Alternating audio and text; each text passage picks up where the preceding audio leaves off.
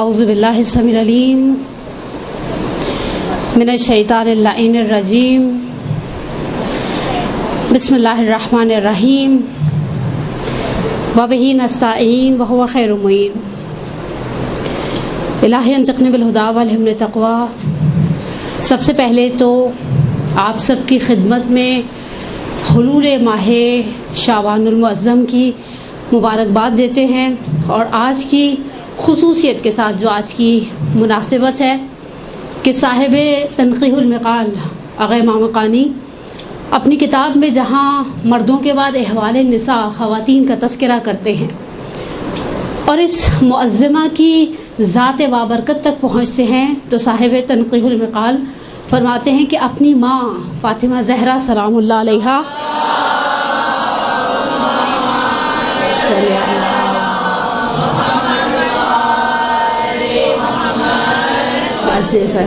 اپنی ماں فاطمہ زہرا کے بعد کائنات کی خواتین میں اگر کوئی بے مثال ہے تو وہ زینب کبریٰ ہے، اور حقیقت ہے زینب ہمارے ہاں اردو میں ہمیشہ کہا جاتا ہے زین اور اب باپ کی زینت کا ایک سمجھے ایک طرح سے سمری ہے، حالانکہ زینب عربی میں خوشبودار درخت کو بھی کہا جاتا ہے، اور بھی زینب کے بعض معنی ہمارے علماء نے بیان کیے ہیں، اور مجھے آج دیا ہی موضوع گیا ہے، مجھے بڑا اچھا لگا، بڑے عرصے کے بعد فقہی مسائل سے ہٹ کر بھی میرے لیے کچھ اور تھا، تو ہاں انشاءاللہ اللہ کرے دونوں کے لیے بلیسنگ ہی رہے اور ذکر ہی بابرکت ہے، حقیقت ہے۔ اس سے پہلے کہ میں سیرت اور شخصیت کے حوالے سے کچھ تھوڑے سی جملے، اپنی جیب سے تو میں کچھ بھی بیان کرنے کا نہ حق رکھتی ہوں نہ مجاز ہوں، اس سے پہلے کہ میں سیرت کی طرف آؤں، میں 6 یا 7 منٹ کی کچھ مقدماتی گفتگو آپ کی خدمت میں عقائد کے حوالے سے اور ایسی بابرکت ذوات، یعنی جناب زینب کبریٰ لے لیں، ابو الفضل عباس لے لیں، یا ایسی شخصیات کے حوالے سے کچھ تھوڑے سے جملے آپ کی خدمت میں عرض کروں گی۔ وہ جملے شاید ممکن ہے آپ میں سے بعض کو خشک لگیں، خشک اس اعتبار سے کہ ہم نے اپنے ایک مزاج بنا لیا ہوا ہے، ہم صرف وہی سننا چاہتے ہیں جو ہمارا دل چاہتا ہے، اور پھر ہم وہی دینا چاہتے ہیں جو ہمارا دل چاہتا ہے، اسی لیے ہم محسوس کرتے ہیں۔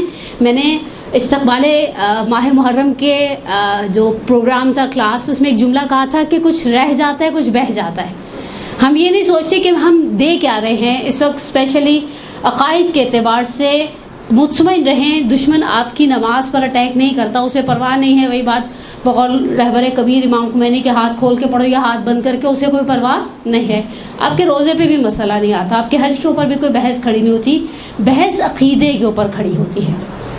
اور ہم سب جانتے ہیں کہ قرآن اگر 3 حصوں میں تقسیم کیا جاتا ہے، ایک حصہ اخلاق تھا، ایک حصہ احکام تھا، اور ایک حصہ عقائد تھا، اور ہم عملی زندگی کے اندر اپنے اس عقیدے کے اندر بعض چیزوں کے اعتبار سے اتنا خدشے دار ہے۔ آپ نے دیکھا ہے کراچی کی سڑکوں پر محسوس کیا ہوگا، کراچی کی سڑکیں پہلی بارش کے بعد بہنے لگتی ہیں، کیونکہ میں نے ایک دفعہ دیکھا ہمارے ایریا میں کنسٹرکشن ہو رہی تھی، مٹی کے اوپر وہ تارکل کی لیئر بٹھا رہے تھے۔ اب یہ تارکل جو مٹی پر بچھایا گیا ہے، پہلی موسلادھار بارش اس تارکل کو اور مٹی کو بہا کر لے جائے گی۔ عقیدہ بھی ہمارا مٹی کے اوپر بچھی ہوئی تارکول کی طرح ہے، ذرا سا کچھ ہوتا ہے وہ فوراً ہی چلا جاتا ہے، پھر ہم کہتے ہیں کہ ہمارے بچے کیوں مثال کے طور پہ عقیدے کے اندر تزلزل کا شکار ہیں۔ میں لاسٹ ویک لاہور میں تھی تو وہاں بھی میں نے بچیوں سے کہا، میں نے کہا سب سے بڑا پرابلم یہ ہے کہ آپ لوگوں کے پاس عقیدہ نہیں ہے، اور جس شخص کا عقیدہ کمزور ہے اس کا عمل ممکن ہے اسے وہ فائدہ نہ دے پائے۔ تو کامن سینس کی بات ہے، میں ہمیشہ بچوں کو ایک مثال دیتی ہوں، اور یہ مثال ہمارے ایک استاد بزرگوار اپنے ایک استاد سے نقل کیا کرتے تھے کہ اگر میں آج مر جاؤں اور فرض کریں میرے مرنے کے بعد میرے ورثاء کو ایسے رحم آ جائے اور سوچیں کہ چلو الحمدللہ اہل نماز تھیں، اہل روزہ تھیں، لیکن چلو ذرا سی رحم دکھاتے ہوئے سال کی 2 سال کی 3 سال کی احتیاط نمازیں پڑھوا دیں، یا فرض کریں میرے ورثاء کو پتہ چلے سرے سے میری نماز باطل تھی، میرے وضو میں کوئی شبہ تھا، میرا وضو باطل تھا، خدا میرے ورثاء کو توفیق دے، انہوں نے نمازیں پڑھوانا شروع کر دی، میرے اوپر برزخ میں عذاب ہلکے ہو جائیں گے۔ اچھا فرض کریں یہی سچویشن روزے کے ساتھ ہو، انہیں پتہ چلے میرے روزوں کے اندر پرابلم تھا، وہ مجھے روزے پیچھے سے بھیج سکتے ہیں، میرے بچوں کو میرے مرنے کے بعد پتہ چلے وہ جو میں نے 8 سال پہلے حج کیا تھا وہ حج باطل تھا، فقہی اس کے اندر اشکالات تھے، وہ حج کسی کو نائب بھیجے، وہ حج کے ارکان کو انجام دے، میری حج کی ذمہ داری سے میں بری ذمہ ہو جاؤں گی۔ لیکن اگر میں عقیدے کے خلل کے ساتھ مری ہوں تو اب میرے بچے میری قبر پر آ کر عقیدے کے انجیکشنز نہیں لگا سکتے۔ تو بس فوکس کریں، اسپیشلی یہ شعبان ہماری خواتین کی گیٹ ٹوگیدرز کا ایک عظیم مہینہ ہے، عورتوں کو یہی فکر کھائی جاتی ہے کہ وہ کیا پہن کر جائیں سب سے زیادہ۔ حتیٰ اب آپ دیکھیے گا جنازوں والے سوٹ الگ ہونے لگ گئے ہیں، یہ جنازوں میں پہننے والا ہے، یہ کنڈل کی نیاز کے لیے بہت ہیوی نہیں ہو جائے گا، یہ رات کو شادی ہے وہاں پہن کر جائیں گے، یہ تقسیم انعامات میں پہن کر جائیں گے، یہ مدرسے میں پہن کر جائیں گے، یہ فلانے کے پاس پرسہ دینے پہن کر جائیں گے، یہی سوچتے ہوئے ہماری زندگیاں گزر جائیں گی۔ یا ہمارے ان کے ہاں کنڈوں کی ٹکیاں جو ہے نا وہ بڑی نرم تھیں، خائے خدایا سارا ہم و غم عورتوں کا فوکس ہوتا ہے کہ اللہ ہم یہ نہیں دیکھتے جس کے گھر کھا رہے حلال کھا رہے حرام کھا رہے ہیں۔ ان کے پچھلے سال بھی بڑے زبردست چھولے تھے، ان کے تو ہاتھ میں ذائقہ ہی بڑا، یقین کو میرا دل چاہتا ہاتھ چونوں، ایسے چھولے بناتی ہے، وہی چھولے وہی پیاز وہی ریسیپی، بس کچھ ہے الگ سے۔ تو سامنے والا بڑی معصوم سی شکل بنا کے ہاں ذائقہ تو اصل میں ہاتھ میں ہوتا ہے، اور ہم بھی سر دبا کر جھکا کر کھا کر واپس آ جاتے ہیں۔ اچھا، ان گیٹ ٹوگیدر سے ہم نے اپنے دین کو کتنا فائدہ پہنچایا؟ ہم نے گیٹ ٹوگیدر سے اپنے دین کو، اور الخصوص ہمارے پاس بہت سارے سنہرے مواقع ہیں۔ اب آ جائیے حضرت زینب کے حوالے سے میں نے کہا کچھ عقیدتی بحث کی جائے۔ سب سے پہلے ایک چیپٹر ہے ہمارے ہاں عقائد علماء عقائد امامیہ کے اندر عصمت کا۔ عصمت کا لفظ آپ نے سنا ہوگا، عصمت کے حوالے سے بحث ہے کہ عصمت ہم جب بچوں کو ایک چیز سکھاتے ہیں، بہت چھوٹے بچوں کو ہی سکھانا شروع کرتے ہیں، اللہ بولے ہیں، پنجتن، امام، معصوم، انبیاء معصوم نہیں ہیں، وہ ہاں فرشتے معصوم نہیں ہیں۔ دیکھیں وہ بچہ تو بیچارہ بھی بولنے کے قابل نہیں ہے، ابھی ہم اس کے لیے تگودو کریں، وہ بولے، جب بولے گا کہتے ہیں چپ کیوں نہیں رہتا، ٹھیک ہے نا۔ لیکن میرا آپ سے سوال ہے، یہ چیزیں ہم سب سکھا رہے ہیں یا نہیں سکھاتے؟ ویسے آج کل تو ہم نے مدرسے بھیجنا شروع کر دیا نا، حالانکہ میں نے پچھلے دنوں کچھ سال پہلے ایک سروے کیا تھا، جن مدارس کے اندر بچے بہت لمیٹڈ تعداد میں لیے جاتے ہیں اور ڈیلی بیسس پر بچہ جاتا ہے، بچے کو صرف 7.5 منٹ ملتے ہیں 1 گھنٹے میں۔ بہت دقیق کیلکولیشن تھی، بچہ جاتا ہے مدرسے میں، اٹینڈنس ہوتی ہے، بچہ جاتا ہے، دعائے سلامتی امام زمانہ پڑھی جاتی ہے، بچہ جاتا ہے، اسے سب بچوں سے سنا جاتا ہے نا، وہ ٹیچر ایک بچے کو 1 to 1 تو کوئی بھی نہیں لے کر بیٹھتا۔ اور یہ اس مدرسے کی بات ہے جہاں 20 سے زیادہ بچے کلاس میں نہیں اور روزانہ 1 گھنٹہ پڑھایا جا رہا ہے۔ آپ نے کبھی فوکس کیا؟ آپ میں سے بہت سو کے بچے ڈیلی بیسس پہ مدرسہ جاتے ہیں، ہم میں سے بات شاید ممکن ہے آپ لوگوں میں سے کوئی ایسا جو گھر پہ مدرسہ چلاتا ہے، کتنا کوالٹی ٹائم دیتا ہے؟ آگے کے چونچلے بعد کے چونچلے، وہ نیاز کی تقسیم لائنیں بن رہی ہیں، بچے مدرسے سے نکل رہے ہیں، کسی کو وین لینے آ رہی ہے، کسی کو ابا لینے آ رہے ہیں، کسی کو اماں لٹک کر لینے آ رہی ہے۔ یہ بچہ مدرسہ جا رہا ہے یا میرے پاس گھر میں بیٹھا اور میں نے اسے سکھانا شروع کیا، اللہ 1، پنجتن 5، امام 12، معصوم 14۔ انبیاء کے بارے میں کیوں نہیں آپ نے اسے کچھ کہا؟ جواب دے، 1 منٹ چپ کر جاؤں، چپ شاید زیادہ اچھی لگوں آپ کو۔ میں ابھی لاسٹ میری اتفاق سے سیٹرڈے کو غسل و کفن کا سیشن تھا، 2.5 گھنٹے بولنے کے بعد میں نے کہا اب 2 دن بولنے کے قابل نہیں رہوں گی۔ میرے بچے کہیں گے اچھا امی کسی داڑھ میں درد ہے یا بہت بول کر آ گئی ہیں، اب مزید ہمت نہیں رہی۔ انبیاء معصوم نہیں تھے کیا ہمارے عقیدے میں؟ تھے نا، تھے، اوکے آگے چلیے۔ جب ہم عصمت کی بات کرتے ہیں تو ہمیں ہمیشہ یاد رکھیں معصوم ہمارے پاس 2 طرح کے ہیں، عصمت کبریٰ اور عصمت کبریٰ میں وہ عصمت ہے۔ اچھا، عصمت کی بیسیکلی ڈیفینیشن کیا ہے؟ اس عصمت کے ساتھ ایک اور چیز اس ہماری شریعت کے اندر ہے، وہ ہے لفظ عادل، عدالت۔ عدالت کی آسان ڈیفینیشن اگر ہم آغا جعفر سبحانی دامت ظلہ العالی کی کتاب کو اٹھا کر دیکھیں، شرح استدلالی جو انہوں نے لکھی ہے، عادل ایسے شخص کو کہتے ہیں جو کبیرہ کو انجام نہیں دیتا اور صغیرہ کو رپیٹ نہیں کرتا۔ صغیرہ کی ایک مثال بنائیں۔ آپ لوگ مدرسے والے ہیں، مجھے آپ سے امید نہیں تھی آپ لوگ ایسی خاموشی سے میرا سامنا کریں گے۔ دیکھیں، پیش امام عادل ہونا چاہیے، گواہ عادل ہونا چاہیے، طلاق کے سیغے 2 عادل مردوں کے سامنے پڑھے جائیں گے، چاند کی گواہی 2 عادل مرد دیں، کسی کی عدالت کی بحث تو بہت جگہ آتی ہے نا۔ پیش امام آپ کی پوری نماز میں سے صرف آپ کی الحمد اور سورہ کی ذمہ داری لیتا ہے، اس کے علاوہ وہ آپ کی نماز میں سے کوئی ذمہ داری ایکسیپٹ نہیں کرتا۔ وہ ایسا ہو، وہ ویسا ہو، وہ ویسا ہو، وہ عادل ہو، وہ عادل ہو یعنی کبیرہ کو انجام نہیں دیتا، کبیرہ یعنی جھوٹ نہیں بولتا، غیبت نہیں کرتا، مثلا اور سینکڑوں مثالیں ہمارے پاس، یعنی 100 کے لگ بھگ یا شاید اس سے زیادہ گناہ کبیرہ کی ایک فہرست ہے. کچھ اخلاقی فہرست تو شہید دستگیر شیرازی نے باقاعدہ گناہ کبیرہ نامی کتاب کے اندر اشارہ بھی کیا ہے، بیان بھی کیا ہے. صغیرہ کی مثال بنائیں.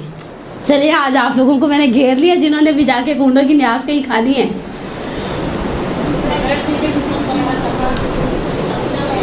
صغیرہ کی آسان مثال کسی کے سلام کا جواب نہ دینا.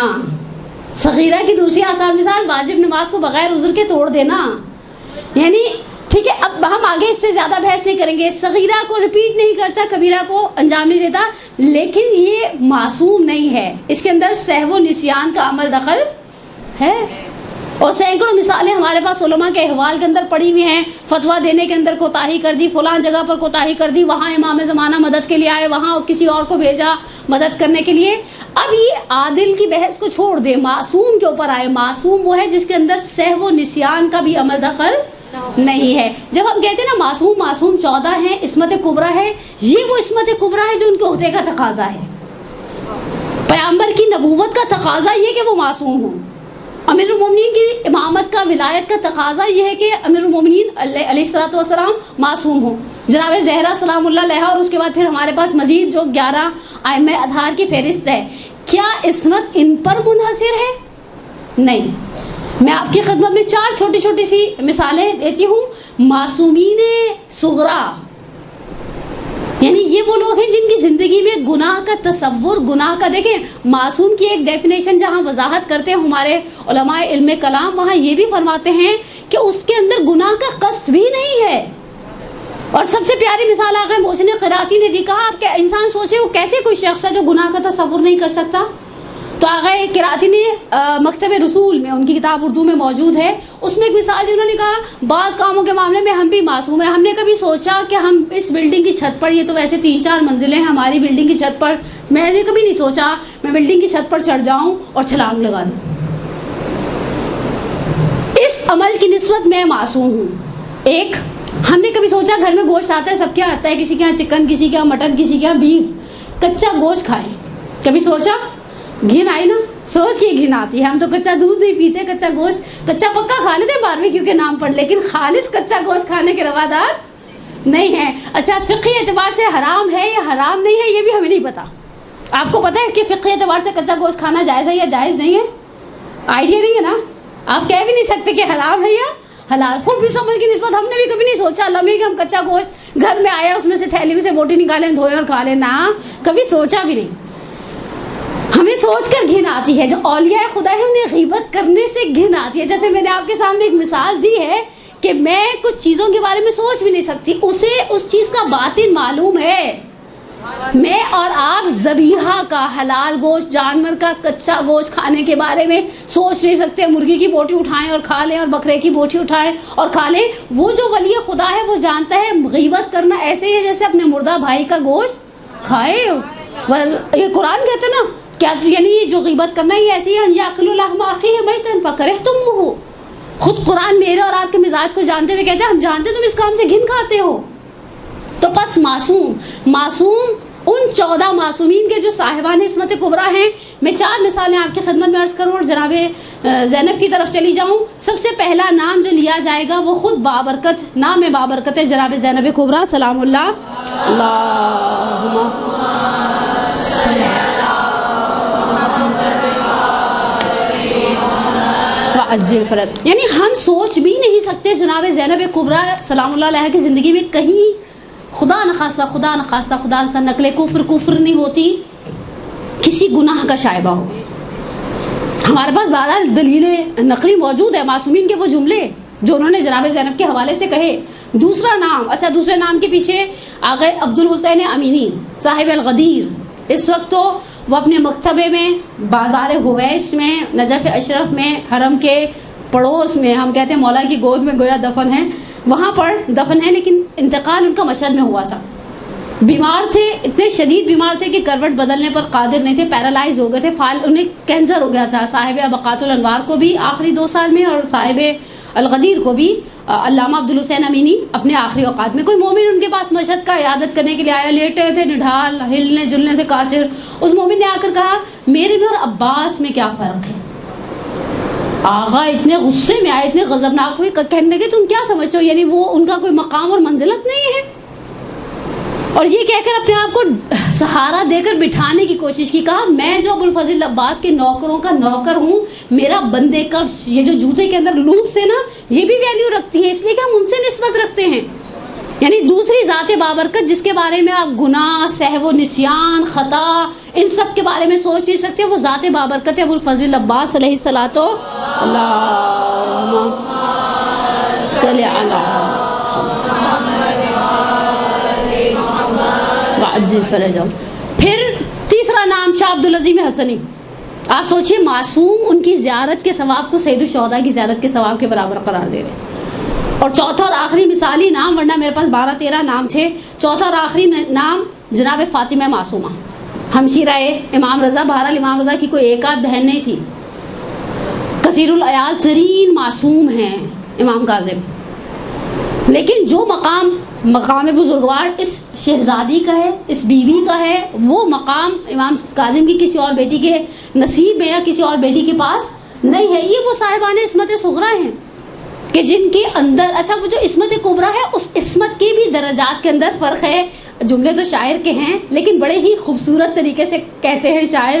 یہ محسن نقوی شہید کے جملے ہیں کہ آدم خطا کرے تو کوئی نقصان بھی نہیں، شبیر میں خطا کا تو امکان بھی نہیں. ادنا سے شان دیکھیے شہ مشرقین کی، آدم بہشت میں بھی ہے ریت حسین کی. سید الشہداء کی عصمت کو آپ معصومین کی یا ائمہ اطہار کی عصمت کو آپ انبیاء کی عصمت کے ساتھ ملا نہیں سکتے. ان کا بہرحال آدم صفی ضرور ہے، اوصاف گر نہیں. بہرحال یہ اب آ جائیں، اگر ہم صاحب عصمت صغریٰ جناب زینب کبریٰ کے حوالے سے ہم دیکھیں، ہم تو اس بیوی کے بارے میں سے آغا کاظم قزوینی علی اللہ مقامہ کی کتاب پڑھی تھی، فاتح زینب کبریٰ، اردو میں ہے اور بڑی خوبصورت کتاب ہے.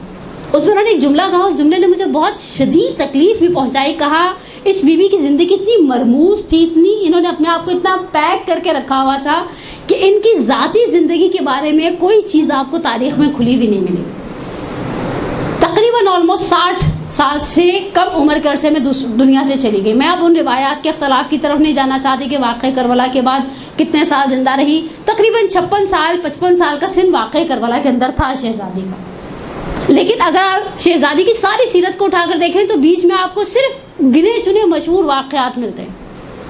جو واقعات بی بی کے حوالے سے کچھ جملے کہتے ہیں. پروردگار انشاءاللہ آپ کے اور میرے مقدر میں بار بار کربلائے معلیٰ جانا مقدر کرے ہم سب کا. جب ہم تفتیش پر داخل ہوتے ہیں تو انہوں نے پینافلیکس لگایا ہوا ہے کہ امیر المومنین کے ایک پڑوسی کہتے ہیں کہ میں کئی سال علی کے پڑوس میں رہا لیکن میں نے زینب کی قد و قامت کو نہیں دیکھا.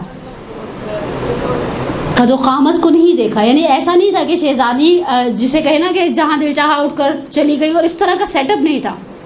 17 ہجری کے اندر شادی کا تذکرہ ملتا ہے. یعنی میں اب مشہور روایات کو لے رہی ہوں، 1 آدھ سال کا اختلاف آپ کو ہر جگہ روایت کا مل جائے گا.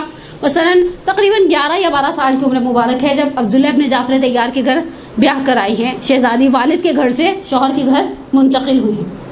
اب اس پہلے والے 11 سال کے حوالے سے اکا دکا صرف واقعات ہیں، ہلکے ہلکے سے، کوئی بہت تفصیلی زندگی نہیں. حالانکہ راویہ ہیں جناب زینب کبریٰ، صحابیہ ہیں، رسول اللہ کو در کیا ہے. ہمارے برادران اہل سنت کوئی 2 دن پیغمبر کے ساتھ رہ لیتا تو اسے صحابی کا لقب دے دیتے ہیں.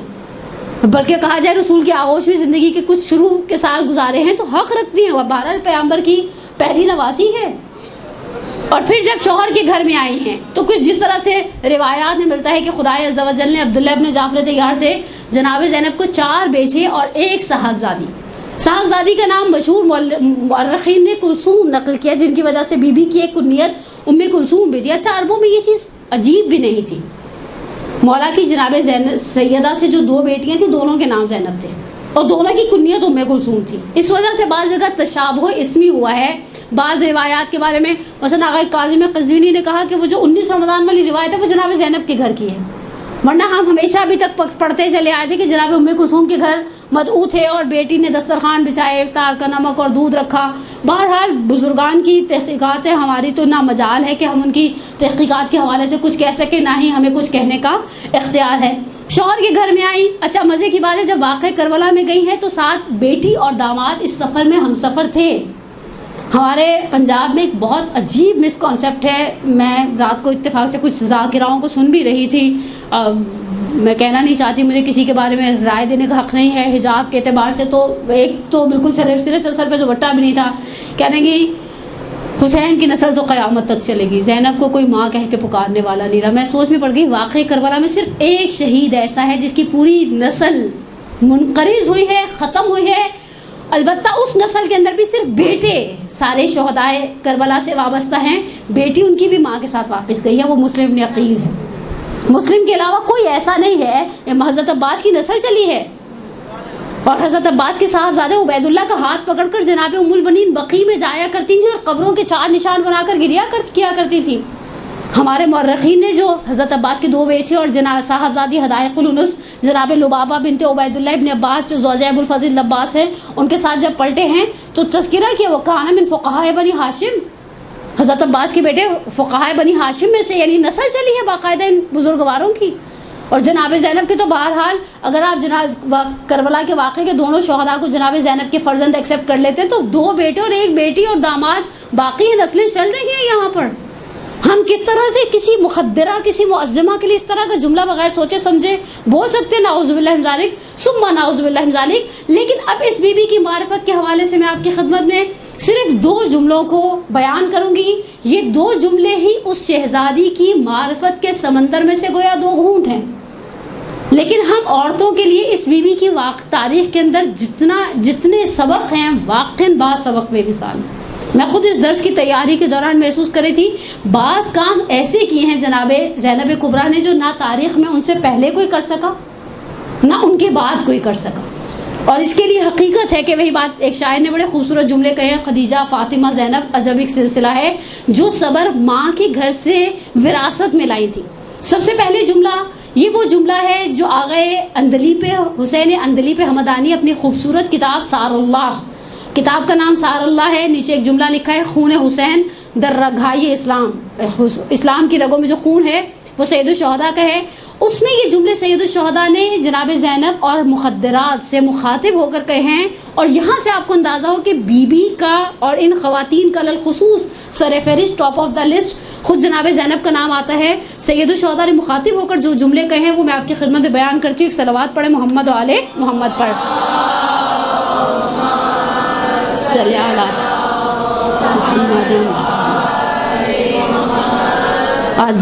سید الشہداء کی رخصت. اچھا آپ کو میں سے بعض کو شاید عجیب لگے کہ فضائل کا دن ہے اور بیچ میں کہیں آپ کو مسائل والا ٹچ لگے گا، اور یہ کوئی ایسی بڑی بات نہیں ہے. جب 3 شعبان کو قنداق کیا ہوا سید الشہداء کو لیا تھا رسول خدا نے، تب رسول اللہ بھی روئے تھے، سیدہ کو مسائل سنائے تھے اور سیدہ نے بھی گریہ کیا تھا.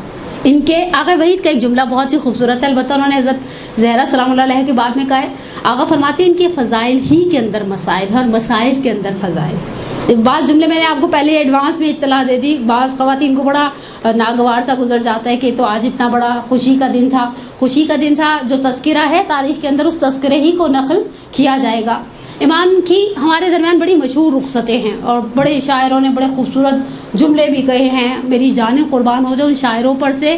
شبت جعفر کو یاد کروں ایک جملے میں، عشق جب تک نہ ہو شعر ہوتا نہیں، مجھ میں کب اہلیت تھی تیری مدح کی، میرے مولا میں قربان تیرے عشق کے.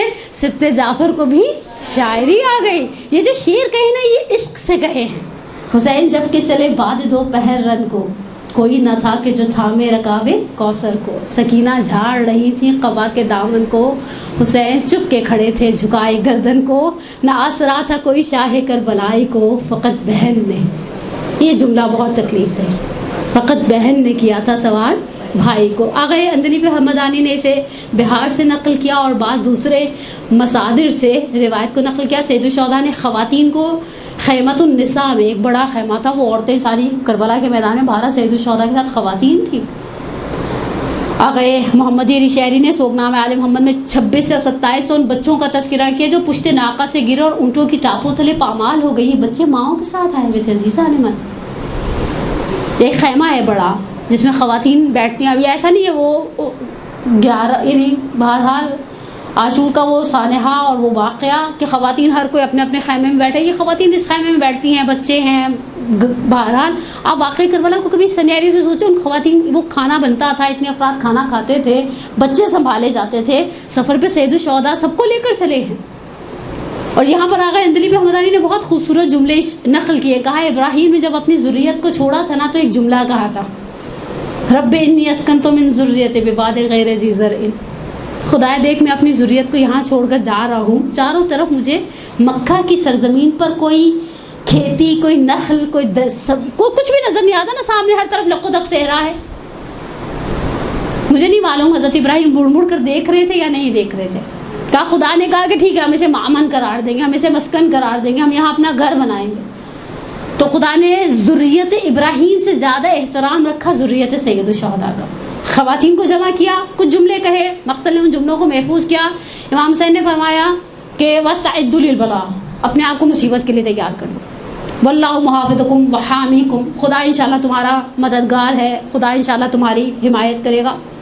وَاللَّهُ يُرَاكُمْ سُبَايَا, اللہ میاں دیکھے گا تمہیں اس حال میں کہ تم کس طرح سے بے ناکاؤ, بے کجاوا پالا اونٹوں پر سفر کرایا جائے گا. اس کے بعد امام نے کچھ جملے کہے. کہا کہ خدا اس مصیبت کے مقابلے میں تم لوگوں کو بہترین اور عظیم اجر دے گا, اور خدا اس مصیبت کے مقابلے میں تمہارے دشمنوں کو بدترین عذابوں میں اور انواع و اقسام کی بلایا میں مبتلا کرے گا. دیکھو تم کوئی ایسا کام نہیں, کوئی ایسی بات نہیں منہ سے نکالنا جو تمہاری قدر و قیمت کو کم کر دے. اچھا یہ جملہ آپ اپنے ذہن میں رکھیے گا. یہ جو آخری جملہ ہے نا, اس میں سب سے بڑا, یعنی میری سنیریو کے مطابق, میری نگاہ کے مطابق سب سے بڑا سبق جناب زینب کی زندگی کا اس ایک جملے کے اندر چھپا ہے. کوئی منہ سے ایسی بات نہیں نکالو گے جو تمہاری قدر و قیمت کو کم کر دے. اب میں تاریخ اسلام کی 2 اور مثالیں دوں, اور اسی جملے پر واپس آ کر اس بات کو یہاں تک سمیٹ کر امام صادق کے جملے کی طرف چلی جاؤں. آپ کے ذہن میں واقع کربلا ہے 61 ہجری 10 محرم, جو خاندان پیامبر پر گزر گئی. سید عبداللہ فاطمی نیا نقطہاز گفتہا نامی کتاب میں ایک جملہ نقل کرتے ہیں. کہتے ہیں میں ایک سنی عالم سے کانفرنس میں ملا, 350 صفحے کی کتاب لکھی تھی حسین کی عظمت اور سید الشہداء کی مظلومیت پر. میں نے ان سے کہا اگر آپ اس کی سمری بنانا چاہیں تو بنا سکتے ہیں. کہا ایک جملے میں. سید فاطمی نیا کہتے ہیں میں حیران ہو گیا, ایک 350 صفحے کی کتاب کو کوئی ایک جملے میں کیسے سمری بنا سکتا ہے. میں نے اس سنی عالم دین سے کہا سمری بنائیے. کہا حسین کے ساتھ وہ کیا اخشعرت بہ الجلود, جس کو سننے کے بعد رونگٹے کھڑے ہو جاتے. اور مجھے نہیں معلوم حسین کی بہن نے یہ سب کیسے دیکھا. پہلا سنیریو جو آپ کی خدمت میں نقل کر رہی ہوں, 3 یا 4 ہجری 15 شوال المکرم, میدان احد. تاریخ میں ایک جملہ ہے, رسول اللہ پہنچے میدان احد میں, رسول اللہ کی آنکھوں سے آنسو جاری تھے, محاسن سے گر رہے تھے, داڑھی سے آنسو گر رہے تھے. رسول کو پتہ چلا ان کا شیر دل جری چچا میدان احد میں زمین پر لاش گری ہوئی ہے. ہم سب جانتے ہیں ہندا نے لعنت بھیجے نا زیارت عاشورہ میں, آکلت الاقباد اللعین ابن اللعین علی لسانک و لسان نبی. ہندا نے جگر نکالنے کی کوشش کی تھی, حمزہ کی لاش کا مصلاح کر دیا گیا تھا, لاش کی بہت بے حرمتی ہو گئی تھی. رسول اللہ کھڑے ہیں, صحابہ پاس کھڑے ہیں, تاریخ گواہ ہے. میدان احد کی 15 شوال کی تاریخ میں حمزہ کی میت پر گریا کر رہے ہیں. کسی نے پیچھے سے آ کر رسول اللہ کے کان میں ایک جملہ کہا, یا رسول اللہ صفیہ بنت عبد المطلب آ رہی ہیں. صفیہ کا اور حمزہ کا آپس میں بہن بھائی کا رشتہ ہے. صفیہ آ رہی ہیں شہدائے احد کی قبروں پر, اسپیشلی اپنے بھائی کو. صفیہ کو بھائی سے بہت محبت بھی تھی. وہ جناب عبد المطلب کے بچے بھی بہت سارے تھے, لیکن جناب صفیہ کو بہت محبت تھی حمزہ سے. رسول اللہ نے بلال سے, بعض روایات کے مطابق بلال سے کہا جاؤ جا کر صفیہ کو روک دو, جہاں پر بھی ہیں صفیہ میدان احد میں. انہوں نے صفیہ کو روک دیا. پہلا کام یہ کہ اپنے کندھوں سے ابا اتاری, حمزہ کے اوپر ڈالی. حمزہ قد دراز تر تھے, حمزہ کا جسم پوری طرح ڈھکا نہیں. میدان احد سے جھاڑیاں جمع کرنا شروع کی, پنڈلیوں کو ڈھانپ دیا. صحابہ نے کہا یا رسول اللہ کیا کر رہے ہیں. کہا جاؤ اب بلال سے کہو صفیہ کو لے آئیں. کہا کیا کر رہے ہیں یا رسول اللہ. کہا وہ جو آ رہی ہے نا, وہ اب میرے الفاظ میں رسول اللہ کے جملوں کا مفہوم اور خلاصہ, وہ جو آ رہی ہے نا وہ اس کی بہن ہے. اور یہ کہنے کے بعد صفیہ آئیں، بھائی کو دیکھا، بھائی کے جسم کو دیکھنے نہیں دیا۔ آپ نے یہ جملہ سن لیا؟ آپ کے ذہنوں کے اندر یہ نقش، اچھا رسول اللہ کی 23 سالہ زندگی کا دردناک ترین دن احد کا دن ہے۔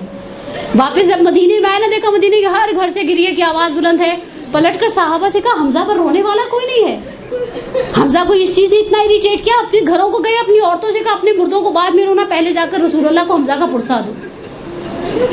اور میں نے پڑھا ایک کتاب میں، آغا فاطمیہ نے کہا اس دن سے لے کر آج تک مدینے میں مومنین جب گھر سے جنازہ اٹھاتے تو حمزہ کے کچھ جملے پڑھے جاتے اور پھر میت اٹھائی جاتی۔ واللہ عالم، بہرحال مجھے تو اس چیز کی بارے میں بہت زیادہ معلومات نہیں ہیں، لیکن اسی چیز کو ذہن میں رکھیے گا، یہ 4 یا 3 ہجری ہے جنگ احد۔ اب 11 محرم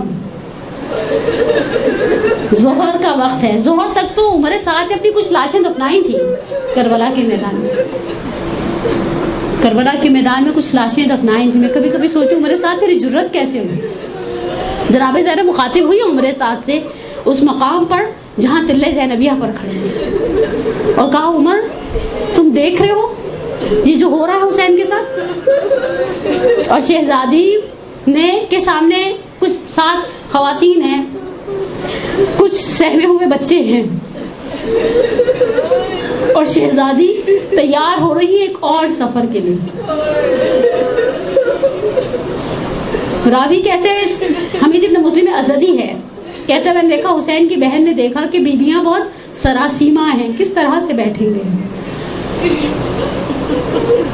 بھابھیوں کو، بہنوں کو، ماں کی کنیز کو سوار کرا دیا، اب مقتل میں آئیں اور کہا یا رسول اللہ یا محمدہ وا جدہ آزا حسین مرملا بالتمام مقتل آزا مسلوب بالردا، یا رسول اللہ یا محمد، یعنی اپنی جد کو مخاطب کر کے کہتے ہیں یہ آپ کا حسین ہے۔ مجھے نہیں معلوم، دیکھیں میں حق نہیں رکھتی تاریخ کے اندر کچھ اپنی رائے دینے کا، لیکن میرا دل کہتا ہے بعید نہیں ہے، جناب زینب نے تو جنگ احد نہیں دیکھی نا، جنگ احد کی بعد کی ولادت ہے جناب زینب کی، لیکن دل میں خیال آیا، وہ سنتے ہیں انسان، بچے واقعات سنتے ہیں ہمیشہ اپنے بڑوں سے، اپنے خاندان کے تاریخی واقعات بچوں کے سامنے دہرائے جاتے ہیں، ایسا ہوا تھا ایسا ہوا تھا۔ جناب زینب کی سماعتوں سے جنگ احد کا یہ منظر گزرا ہوگا کہ بلال سے کہا تھا روک دو، آنے نہیں دینا اس طرح سے دیکھے گی اسے، تو اسی لیے شاید بابا جد کو یاد کیا اور پھر بہرحال اس سفر کا آغاز کیا۔ یہ 2 واقعات آپ کے ذہن میں رہے، سید الشہداء کا وہ جملہ، اور میں ایک قدم اور آگے بڑھتی ہوں۔ اب سید الشہداء نے یہ جملہ آخر میں نصیحت کی تھی، حتیٰ روایات کہتی ہیں کہا تھا مجھے نماز شب کی دعا میں یاد رکھنا۔ دیکھیں امام معصوم کے جملے ہیں، کلام امام امام الکلام ہوا کرتا ہے، ایسا نہیں کہ کسی شخص کو نماز شب پڑھنے کی عادت ہے نہیں ہے، کہہ دیا بس تم پڑھ دینا، میرے لیے دعا یاد کر دینا۔ ہم جیسے بعض لوگوں کو کہہ دیتے ہیں ہمیں پتہ بھی نہیں ہوتا وہ نماز شب پڑھتا بھی ہے یا نہیں پڑھتا۔ یہاں سید الشہداء کہہ رہے ہیں کہ اپنی نماز شب کی دعاؤں میں مجھے یاد رکھنا، اور روایات میں ملتا ہے جب بچے جلے ہوئے جنگ خیموں کی ریت پر سہم کر سو گئے تھے نا، دیکھیں بچے ہی ہیں، آپ نے دیکھا ہوگا خدا نہ سا گھر میں کوئی انسیڈنٹ ہوتا ہے، میں نے ایک 4 سال کی بچی کو دیکھا، باپ اندر ٹارگٹ کلنگ میں کچھ سال پہلے باپ اندر میت پڑی جو بچی بیچاری فیڈر منہ میں لے کر سو رہی تھی، یہ بچہ ہے، یہ اس انسیڈنٹ کے عواقب سے باخبر نہیں ہے۔ جناب زینب اپنی جگہ سے اٹھی، ہمارے بعض مرثیہ نگاروں نے اور ذاکروں نے کہا ہے کہ حور کی زوجہ کھانا پانی لے کر آئے تھے، مجھے تعجب حسن فوجش کیا، اپنے ساتھ خواتین لائی ہی نہیں تھی سرے سے۔ مرحوم نقن نے اس کے اوپر شہید انسانیت پہ بہت مفصل بحث کی ہے، اللہ مقامہ، لیکن بہرحال اٹھی ہیں اپنی جگہ سے، دائیں جا رہی ہیں بائیں جانے ہیں۔ امام سجاد نے پوچھا پھوپھی اماں کیا چاہیے؟ کہا پانی کی تلاش ہے۔ کہا پانی کیا کریں گی؟ مرحوم نقن نے ایک بڑا خوبصورت جملہ کہا ہے، کہا آپ کے خیال میں حسین کی اس شہادت کو بھول کر سید جناب زینب اتنی مغلوب ہو گئی ہیں اپنے فطری تقاضے سے کہ پانی کو یاد کرے؟ کہا مجھے کچھ گھونٹ پانی کے چاہیے، میرے بھائی نے مجھ سے کہا تھا مجھے نماز شب کی دعاؤں میں یاد رکھنا، نماز شب کا وقت ہو گیا ہے۔ ہمارے ہاں ایک جنازہ اٹھتا ہے۔ اب میرا پہلا سبق ہر اس مومنہ کے لیے، ہم میں سے دیکھیں ہم انسان ہے، اس دنیا میں آیا ہے، اقربا کے صدمے سے بغیر دنیا سے جانے والا نہیں ہے، خدا نہ خاصہ، بلکہ میں محسوس کرتی ہوں جتنا کبھی کبھی انسان کی لمبی عمر ہوتی جاتی ہے ویسے ویسے اس کی مصیبتیں، اس کے آلام بڑھتے جاتے ہیں۔ صرف آپ کے ذہن کو تھوڑا سا تقریب ذہن کے لیے ایک مثال دیتی ہوں، حکایات انبیاء میں ایک واقعہ ملتا ہے، حضرت جبرائیل آئے تھے حضرت سلیمان بن داؤد کے لیے آب حیات لے کر. حضرت جیسے ہی لے کر آئے حضرت سلیمان کے سامنے، وہ مصاحب وہ دربار آپ نے واقعات سنے ہوں گے حضرت سلیمان بن داؤد کے، اس سلطنت کے اور اس دربار کے اور اس کی خوبصورتی کے اور اس کے جاہ و شم کے. جیسے ہی جبرائیل لے کر آئے آب حیات، سلیمان بن داؤد نے سب مصاحبوں سے درباریوں سے پوچھا کہ تم لوگوں کا کیا مشورہ ہے، یہ آب حیات پی لوں؟ سارے کے سارے کہیں گے ہمیں دیتا تو ہم تو ضرور پی لیتے.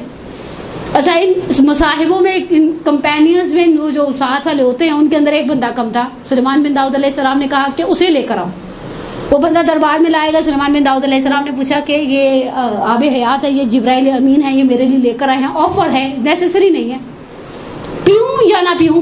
حضرت اس آنے والے شخص نے، اس کا نام میرے ذہن سے اسکپ ہو گیا، اس نے پہلا سوال کیا، کیا صرف آپ کے لیے لایا یا پوری فیملی کے لیے لایا؟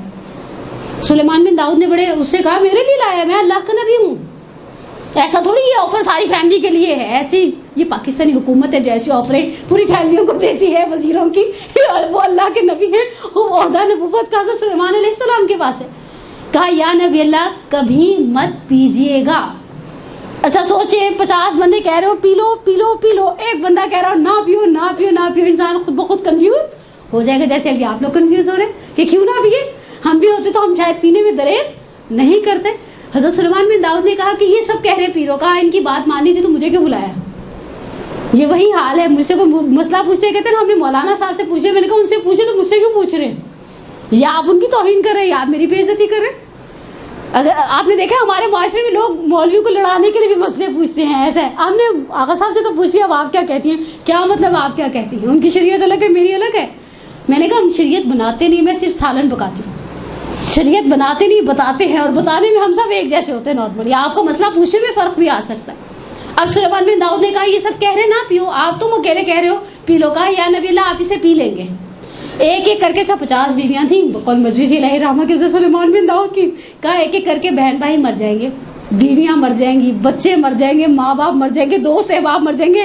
پھر آپ دن میں 100 دفعہ کہیں گے اللہ میں مجھے اٹھا لے، تو جبرائیل آ کر کہیں گے آپ نے خود آب حیات پیا تھا، ہم نے آپ کو زبردستی نہیں پلایا تھا. حقیقت ہے بعض اوقات انسان جتنی طولانی عمر پاتا ہے اتنے اقربا کے جنازے اٹھاتا ہے. جتنی طولانی عمر پاتا ہے، آپ کسی 80 سال کے بڈھے کو پوچھ رہے ہو بہن بھائی مر گئے، وہ بھابیاں بھی مر گئی، بیگم بھی مر گئی، پہلے 2 بچے بھی مر گئے، بیچارے بابا جی رہ گئے، کیا کرتے ہیں؟ جنازے اٹھاتے ہیں. زندگی میں مزہ بولیں، ناراضگی میری اور آپ کی نہیں نا. زندگی کی کچھ چیزوں میں مزہ ہے. اچھا اب انسان جب صدمے سے آتا ہے، میرا پہلا درس اس گفتگو سے، ہمارے ہاں اب میں جو جملہ کہنے کی نا آپ کو بڑا تلخ سا لگے گا، آپ مینجمنٹ کو ایک پرچی پر لکھ کے جگہ زہرا کی دوبارہ درس سے لکھوائیے گا. لیکن حقیقت ہے میں نے جنازوں پر دین کا جنازہ اٹھتے ہوئے دیکھا ہے. پہلی چیز جو خواتین کے لیے مینیج کرنا ایک درد سر بن جاتی ہے وہ ان کا پردہ ہے. خدا نخواستہ دیکھیں ہم سب رشتوں میں گندے ہوئے، ہم عورتیں ہیں، میں آپ کی بات فیلنگس کو اتنی اچھے طریقے سے سمجھ سکوں گی اس لیے کہ میرا اور آپ کا ایک جسے کہ نا ہماری جینڈر سیم ہے. میں نے اپنی گناہ گار آنکھوں سے دیکھا وہ جنازہ اٹھانے والے. اچھا ہمارے یہاں جنازہ اٹھانے ہمیشہ مرد حضرات آتے ہیں. جنازہ آج تک آپ نے کبھی کسی اور خواتین کو اٹھاتے ہوئے دیکھا؟ جنازہ عورت کا ہو مرد کا ہو، بچے 2 سال کی بچی کا بھی جنازہ اٹھانے آتے ہیں نا، مرد آتے ہیں اندر. اچھا جب مرد آتے ہیں تو خواتین ایسے گری چلی جا رہی تھیں، بعض اوقات انہیں ہوش ہی ہوتا، نامحرم کو ہاتھ لگ رہا ہوتا ہے. یس اور نو، بال کھل گئے ہوتے ہیں، یس اور نو. پچھلے دنوں میں نے کسی سے سنا ان کو تو بیٹیوں کو دکھ ہی نہیں تھا، نہ کسی نے اپنے آپ کو مارا پیٹا، نہ بین کیا اور نہ ہی بال کھولے. میں نے کہا اچھا جنازے کو کیا اس چیز سے سجایا جاتا ہے؟ جنازہ ہے یا نعوذ باللہ شادی کی گاڑی؟ ہم خواتین حضرت زینب پر کتنا سنتی ہیں، لیکن پہلی چیز جو ہمارے ہاں جنازوں پر خراب ہوتی ہے وہ دین کا جنازہ ہوتا ہے جو اٹھ جاتا ہے. اس جنازے کے ساتھ بعض اوقات چچا زاد بھائیوں سے خواتین لپٹ کر، نعوذ باللہ میں نے اپنی گناہ گار آنکھوں سے دیکھا نہیں تھا، مثال بنانے کی مجاز نہیں تھی. وہ ساتھ لگا کر تسلی دے رہے ہیں نہیں رو نہیں رو نہیں رو، اور جو انہیں ملتا وہ یعنی ہمارے اندر صبر کا نام اس موقع پر باقی نہیں رہتا. دوسری مثال، اب جناب زینب کا واقعہ تو آپ کو مجھ سے بہتر معلوم ہوگا انشاءاللہ. دوسری چیز نماز. اکثر گھر والے کو نماز کا کوئی اتنا خاص ہوش، البتہ میں نے اسی کراچی کے اندر کسی کے جنازے پر دیکھا، ہم وڈو کے ساتھ افسوس کرنے کے لیے کھڑے تھے اور وہ اللہ اکبر کہہ کے نماز پڑھ رہی تھی. ایسے لوگ ہمارے درمیان موجود ہیں، وہ معصوم نہیں ہیں، وہ ہماری طرح خطاؤں سے سہو و نسیان سے بھرے ہوئے انسان ہیں، لیکن وہ خدا سے صبر مانگتے ہیں اور خدا انہیں صبر دیتا ہے. ہم نے صبر مانگا بھی تو نہیں. ایسے مصیبت کے موقع پر کہتے خدائے انا للہ و انا الیہ راجعون. پردہ خواتین کا باقی نہیں رہتا. نماز کی بہت سارے لوگوں کو نعوذ باللہ کہنا چاہیے ہوش نہیں رہتی کہ نماز پڑھنی ہے. بس یہ چاہتے ہیں ہم اسے کچھ ٹرنکولائزر دے کر سلا دیا جائے. رونے دو, روئے گا. جب ابراہیم کا انتقال ہوا تھا پیغمبر کی آنکھوں میں آنسو تھے. آغا جعفر سبحانی فرازہائیہ زندگانی پیغمبر اسلام میں ایک مثال بناتے ہیں. کہتے ہیں کسی نے جا کر بڑی طنز والے لہجے سے, سارے تو چاہنے والے نہیں تھے نا, خالص نہیں تھے, کہا کہ یا رسول اللہ ہمیں کہتے ہیں صبر کرو صبر کرو صبر کرو, اور خود آپ کی آنکھوں میں آنسو ہیں. اللہ کے رسول کے جملوں کا مفہوم ہے دل کو آگ لگتی ہے, آنکھ سے آنسو بہتا ہے. لیکن ہم خاندان پیغمبر زبان سے کوئی ایسا جملہ نہیں نکالتے جو خدا کی مرضی کے خلاف ہو. تیسرا درس یہی ہے. پہلا جملہ خدا نخواستہ دیکھیں اولاد کا وہ میر انیس کے مرثیے واقعی حق ہے. اے مومنو اولاد کا مرنا بھی غضب ہے, اولاد کا مرنا بھی غضب ہے. ہم بعض اوقات جنازوں پر اگر کسی مومنہ کے جوان سال بچے کا یا بچی کا انتقال ہو جائے تو ہم کہتے ہیں اس کی آئی مجھے کیوں نہیں آئی. سید الشہداء نے جناب زینب سے کیا کہا تھا؟ واستعدوا للبلاء واللہ محافظکم ومحامکم. آخری جملہ امام حسین کا کیا تھا؟ منہ سے کوئی ایسی بات نہیں نکالو گی جو تمہاری قدر و قیمت کو کم کر دے. یہ قضاء و قدر ہے, یہ قضاء و قدر ہے. اس کے سامنے کوئی ڈٹ سکتا ہے؟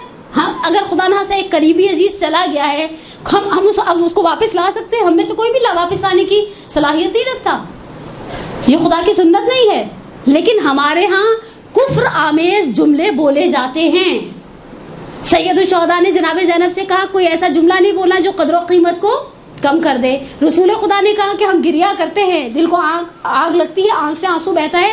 زبان سے ہم خاندان پیغمبر کو ایسا جملہ نہیں نکالتے جو خدا کی قدر و قیمت, خدا کی مرضی کے خلاف ہو. ہمارے ہاں مصیبت میں سب سے پہلے ہماری زبان کنٹرول سے باہر ہوتی ہے. اس کی آئی مجھے آ جاتی, لوگوں کے بچوں کو کچھ نہیں ہوتا, ہمارے گھر میں ساری مصیبتیں آتی ہیں. حتیٰ میں نے کسی کے انتقال پر ان کی زوجہ سے کسی کو یہ کہتے ہیں ہم بڑا صلہ رحم کرتے تھے اور آپ لوگ کہتے ہیں مولوی حضرات صلہ رحم سے عمر لمبی ہوتی ہے, یہ تو جوانی میں ہی مر گئے.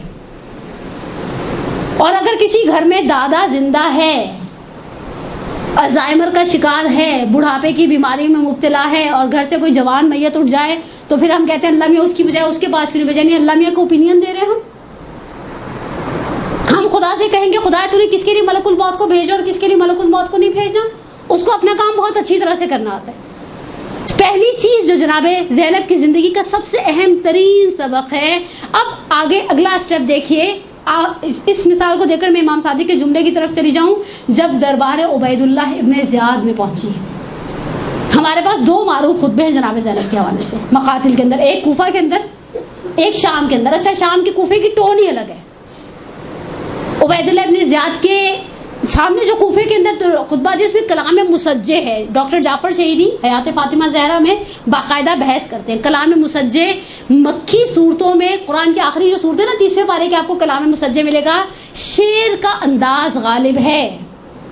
مثال کے طور پر سورہ کوثر کو اٹھا لیں, سب سے چھوٹا سورہ بسم اللہ الرحمن الرحیم انا اعطیناک فصلی لربک انا شانئک هو. اچھا, یہ چیز آپ کو آخری سوروں میں ملے گی. یہی چیز آپ کو امیر المومنین کے کلام میں ملے گی. کلمات کثار میں سے دوسری مثال مولا کائنات کے نہج البلاغہ میں جو آخری میں گولڈن سینگز ہیں کلمات کثار ہے. مولا کہتے ہیں التقلل ولا التوسل, من لم یؤتا قائدا لم یؤتا قائما والدهر یومان یوم لک و یوم علیک اذا کان یوم لک فلا تبتر واذا کان یوم علیک فاصبر. یعنی یہ جو ردم جسے کہا جاتا ہے نا, یہ ردم ہے. یہ کلام مسجع آپ کو جناب سیدہ کے اس خطبے کے اندر نظر آئے گا جو انہوں نے دربار میں فدق کے معاملے میں دیا ہے. اور عبید اللہ ابن زیاد نے طنز کیا ہے پلٹ کر کہ اے عورت تو کلام مسجع کہتی ہے, تیرا باپ بھی کلام مسجع کہتا ہے. میں یہاں ڈاکٹر جعفر شہیدی نے اس خطبے کو تھوڑا سا کمپیئر کیا ہے جناب سیدہ کے خطبے کے ساتھ. میں صرف ایک جملہ ڈاکٹر جعفر شہیدی اعلی اللہ مقامہ کی روح کو آگئے امینی کے معاصر میں سے تھے, ان کے کلاس فیلوز میں سے تھے اور علماء تشیع میں ایک بڑا درخشاں نام ہے ڈاکٹر جعفر شہیدی کا. ایک جملہ کہوں, جناب زہرا نے جب خطبہ دیا تو اپنے کیپٹل میں تھی. حامی اور ناصر مددگار پاس تھے, مولا پاس تھے, سلمان فارسی پاس تھے, عمار یاسر پاس تھے, ابو ذر مقداد اور اس طرح کے بزرگواران بنو ہاشم کے پاس تھے.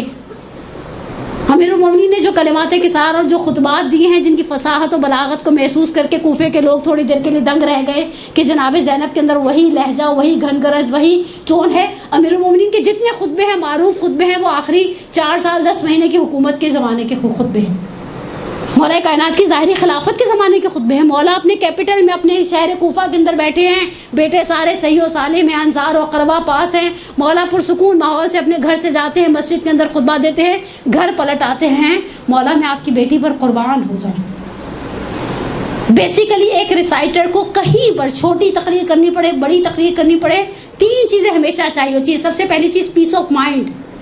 خدا نخواستہ میں ابھی آپ کی خدمت میں تقریر کر رہی ہوں، میرا ابھی ذہن الجھ جائے، میں تقریر کرنے کی صلاحیت سے خود بخود محروم ہو جاؤں گی، میرا دھیان لگ جائے خدا نخواستہ، یا بعض اوقات ہم تقریر کرتے ہیں، ہمیں لگے ہمارا بچہ گر گیا، ہم دودھ کے نیچے چولہا کھلا چھوڑا ہے۔ ہماری عورتوں کی تو ذہنی رو بھٹکنے کے لیے ایسی چیزیں کافی تھی، چاولوں کے نیچے چولہا تو نہیں چھوڑائی تھی، اب وہ اب شیطان وسوسہ کرتا رہے، ہائے ہائے واپس جائیں گے تو کیا حال ہوگا، اس پتیلی کو کیسے صاف کرنا پڑے گا۔ لیکن پیس آف مائنڈ چاہیے نا، میں بول رہی ہوں، آپ بولتی ہیں، جب آپ کہیں تقریر کر رہی ہوتی ہیں آپ کو ذہنی سکون بولے چاہیے، اوکے۔ دوسری چیز فزیکلی فٹنس۔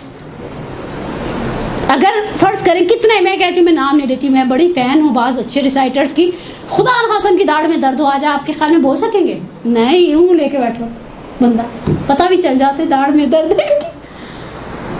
انسان کو فزیکلی فٹنس چاہیے۔ اور تیسری چیز، سننے والا مجمع تیار چاہیے۔ آپ سارے آپس میں باتیں کرنے لگ جائیں، میرا خیال ہے یہاں کسی اچھے خطیب کو بھی لا کر بٹھا دیں تو وہ تقریر کرنے کے قابل نہیں رہے گا۔ جناب زینب کے پاس تینوں چیزوں کی کمی تھی، تینوں چیزوں کی کمی تھی۔ میں صرف کبھی چشم تصور سے سوچتی ہوں، میں نے اپنی زندگی میں ایک مجلس ایسی پڑھی، ہمارے قریبی اعزاء میں سے تھی، سامنے نیچے سلیبس برف کی سلیں رکھی جاتی نا میت کی شدید گرمی کے عالم میں، وہ ان کے بچے، ان کے داماد لا کر رکھ رہے تھے، اور بیٹیاں بھی نڈھال پڑی، تو جو جنازوں پر پڑھی جاتی ہیں، بہت دیر تک میں مجلس پڑھ ہی نہیں پائی، جس کے درمیان میری اپنی طبیعت خراب ہو گئی۔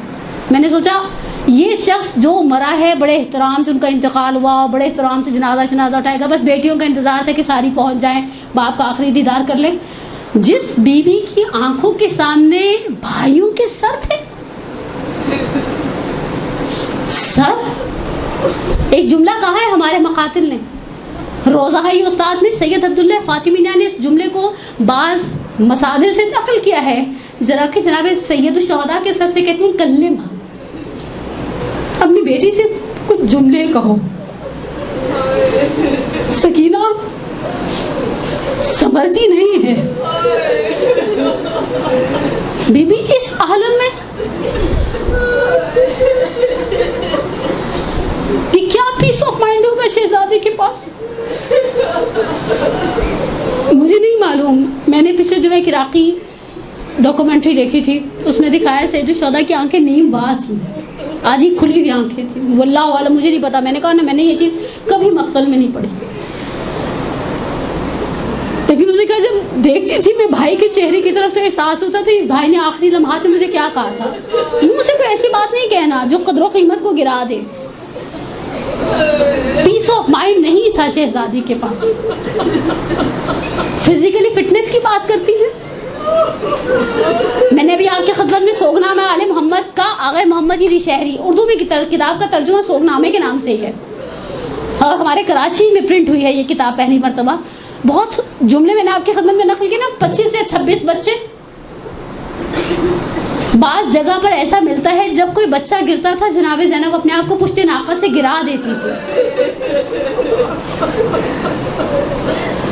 اور جناب زینب کے رکنے سے قافلہ رک جاتا تھا، اور شہزادی لوگوں سے کہتی تھی تم میں کوئی صاحب اولاد ہے اس بچے کو دفنا دینا۔ مجھے نہیں معلوم، مجھے کہیں نہیں ملا تاریخ میں واقع کربلا کے بعد پہلی مرتبہ کھانا کب کھایا۔ میں نے کہا نا ہمارا ایک عزیز جاتا ہے، کوئی منہ میں نوالے بھی بہت اصرار سے ڈالتے تو دل نہیں چاہتا کھانا کھانے کو۔ دل کو جب انسان کی آگ لگی تو اسے کھانا پینا یہ سب چیزیں اچھی کھانے لگتی ہیں عزیزان من، اور سامنے تماشائی ہیں، سامنے تماشائی ہیں، ستم ظریفوں کی ہے یہ نگری، یہاں پہ دادے وفا نہ مانگے، میرے جگر پہ چلے ہیں خنجر، بہن کو روکو ردا نہ مانگے. تمہاری بہن جب کہتی ہے الحجاب الحجاب الحجاب، میرا دل کرتا ہے بقول شاعروں کی امام سجاد امام حسین سے کہا. اور اس کے اندر جو جملہ زبان سے نکالا ہے وہ جملہ میں کہتے ہیں دنیا کی ساری فصاحتیں بلاغتیں ہر چیز قربان ہو جائے صرف اس ایک جملے پر. جب عبید اللہ ابن زیاد ملعون نے شہزادی سے کہا کہ خدا نے تمہارے ساتھ اچھا نہیں کیا، اس حقارت بھرے لہجے میں جب عبید اللہ ابن زیاد کا یہ جملہ سنا تو نارملی عورت کا کیا حال ہوتا ہے؟ ہمیں تسلی دینے والے تسلی دے رہے ہوتے ہیں اور ہمارے دل کو قرار نہیں آ رہا تھا. یہاں ایک شخص شماتت اعداء سے طنز کے ساتھ تماشائیوں کے ہجوم میں ایک مخدرہ سے کہتا ہے خدا نے تمہارے ساتھ اچھا نہیں کیا. پلٹ کر کہتی ہے وما رأیت الا جمیلا، میں نے سوا سے خدا سے سوائے حسن کے کچھ دیکھا کہاں ہے. یہ وہ کمال ہے، یہ وہ مقام ہے. سید الشہداء کی بات کا کس طرح سے پاس رکھا، لیکن اس پاس رکھنے کے لیے کیسا صبر چاہیے تھا. میرے آخری ایک اور جملہ چھٹے امام صادق آل محمد امام جعفر صادق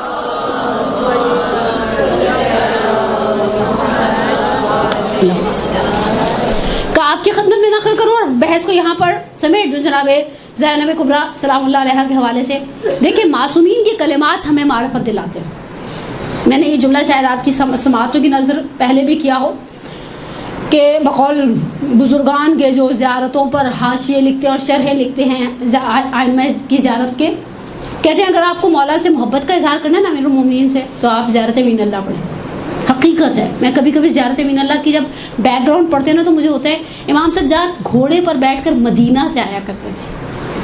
نہ قبہ تھی، نہ بارگاہ تھی، نہ ایسا گنبد تھا، نہ ایسے ایوان طلا والا حسن و جمال تھا. آج جیسی ہیبت تھوڑی تھی مولا کائنات کی. قبر متحرک ایک ٹیلا سا تھا، مٹی کا ایک ڈھیر ذرا اونچا سا کوفے کی پشت پر. گھوڑے کی پشت سے اترتے تھے رخسار کو قبر پر رکھ کر.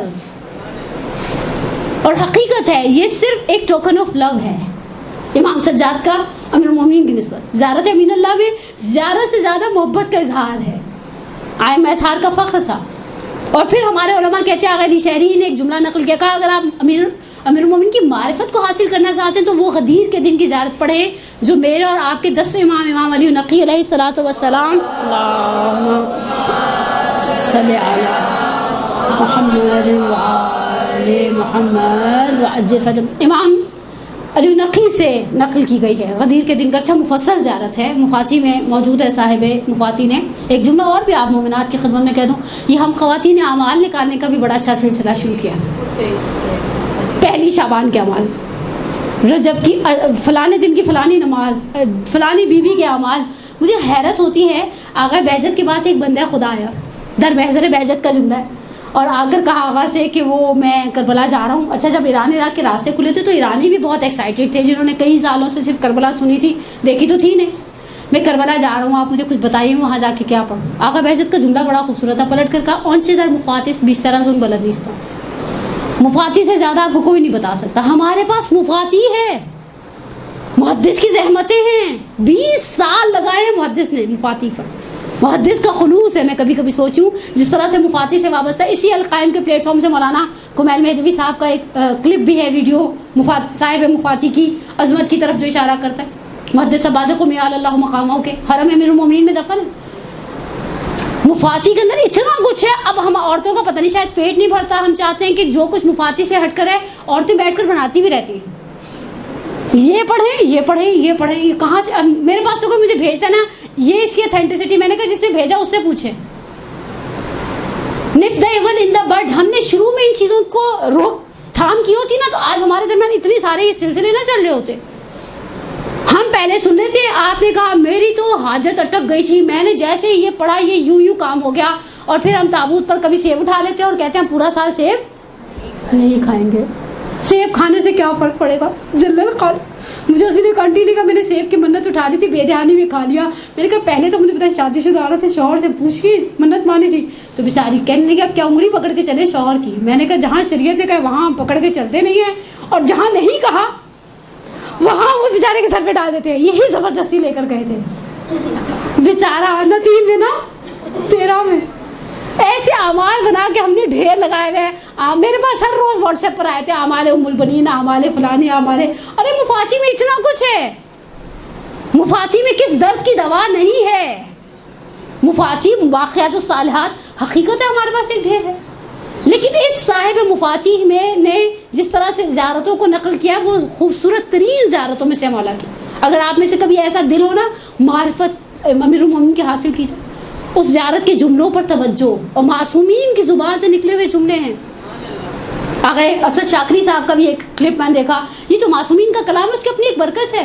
اب میں آخر میں ایک جملہ، اب یہ جملہ چھٹے امام کا ہے، لسان صادق ہے، رئیس مکتب تشیع ہے، ہم فقہ جعفری سے وابستہ ہے، اور جعفری اب واللہ علم میرے تو خیر اعمال ایسے نہیں ہیں، لیکن ہم جعفری کہلانے میں فخر محسوس کرتے ہیں الحمدللہ. وہ معصوم کہتا ہے سلام بھیجتے ہیں، وہ معصوم سلام بھیجتے ہیں. کیا کہہ کر سلام بھیجتے ہیں؟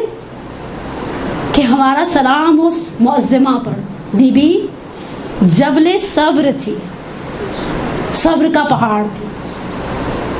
اور صبر کا پہاڑ کس طرح سے نہ کہیں. امام صادق منصور کے حکم پہ جب امام کے گھر کو آگ لگائی گئی، امام کے عیال، گھر کی کنیزیں، غلام سب باہر نکل آیا. راوی نے دیکھا کہ امام صرف گھر کے شعلوں کو بھڑکتا ہوا دیکھ رہے ہیں.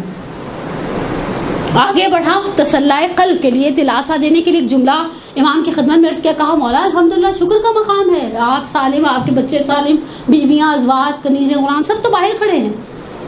امام نے کہا تم سے کس نے کہا کہ میں اس گھر کے شعلوں کو دیکھ کر، یعنی اس وجہ سے صرف گھر کے جل جانے پر رو رہا ہوں؟ کہا مولا آپ بھڑکتے ہوئے شعلوں پر آپ کی نگاہ ہے، اور آپ کی آنکھوں سے آنسو محاسن پر جاری ہیں، داڑھی پر آنسو گر رہے ہیں. امام فرماتے ہیں ان بھڑکتے ہوئے شعلوں کو دیکھ کر مجھے شام غریبہ کے جلتے ہوئے خیمے یاد آئے. مجھے نہیں معلوم آج شہزادی کی ولادت کا دن ہے. میں شہزادی سے صرف اتنا پوچھوں، شہزادی سب سے زیادہ تکلیف دہ حالت کون سی تھی؟ ہمارے درمیان بہنیں بیٹھی ہیں، خدا کبھی بھائیوں کے کسی دکھ میں نہ رلائے. پرسوں 28 رجب تھی، میں نے کچھ جملے پڑھے، پتہ نہیں کسی محفل میں ہی تھی. جملہ بہت عجیب تھا، عبداللہ بن سنان کوفی کا جملہ ہے 28 رجب کے حوالے سے. کہا جب میں 28 ذیشان حیدر جوادی علی اللہ مقامہ نے نقل کیا، مرحوم ذیشان حیدر جوادی، میری جان قربان ہو جائے، واقعاً بہت زحمتیں ہیں ان کی، ہم نے شاید قدر ہی نہیں جانی برے صغیر پاک و ہند کے علماء کی. مرحوم ذیشان حیدر جوادی نقل کرتے عبداللہ بن سنان جو اہل کوفہ تھے، آئے ہیں مدینہ میں 28 رجب کو، مدینہ سوگوار ہے.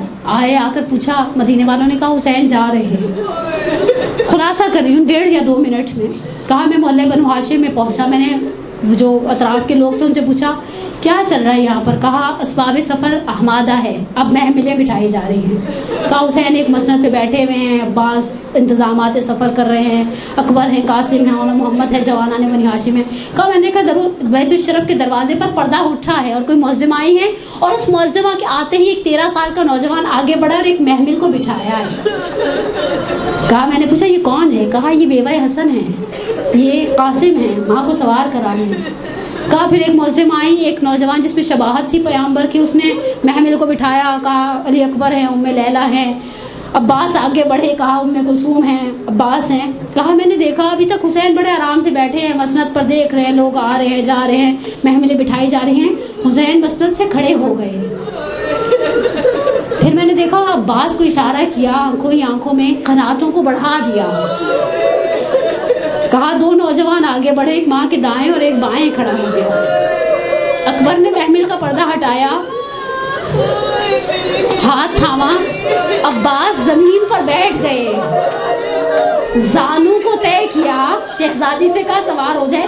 میں نے کہا یہ کوئی انداز علی سے نکلا ہے.